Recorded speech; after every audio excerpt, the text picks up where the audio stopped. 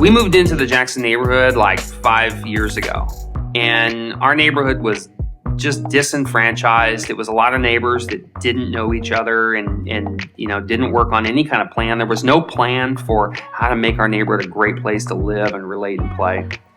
And so we started an association, a gathering of neighbors to make plans together to just solve some of our neighborhood's deepest issues.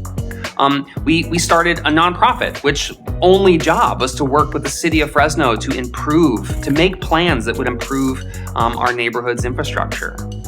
We brought neighbors together to do listening sessions, that is to listen to neighbors and their deepest concerns so that we could bring those concerns to our council members.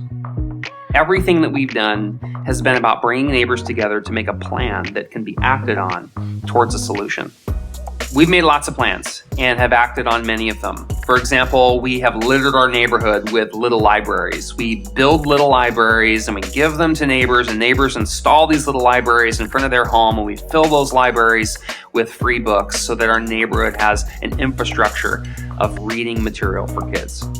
We took an abandoned workshop in our neighborhood and turned it into an artisan space where kids in our neighborhood could learn job transferable skills like welding and woodworking. And we create woodworking projects and woodworking goods for sale out of our workshop. Everything that we do is about making a plan and executing it for the well-being of our neighbors. But who makes the plan? Our neighbors do.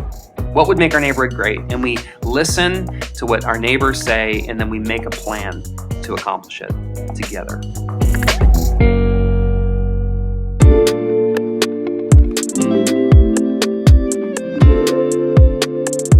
So the benefit, though, to having a plan is the ability to listen to people.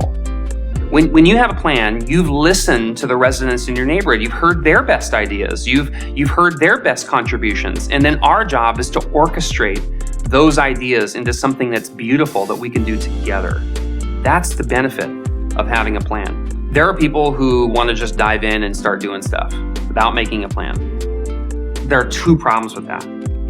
The first is this something that is good for your neighborhood? I mean, who decides that? Do you just decide that?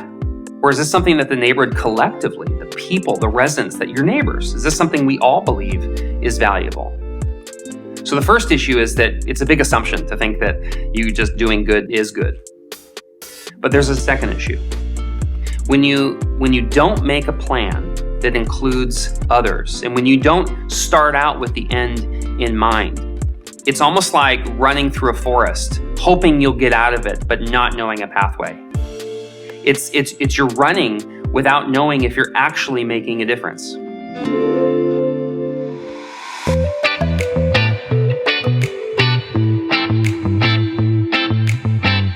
One of the big issues in our neighborhood is speeding cars. And a lot of our residents want to put speed bumps in. The problem is that the city of Fresno is resistant to putting speed bumps in.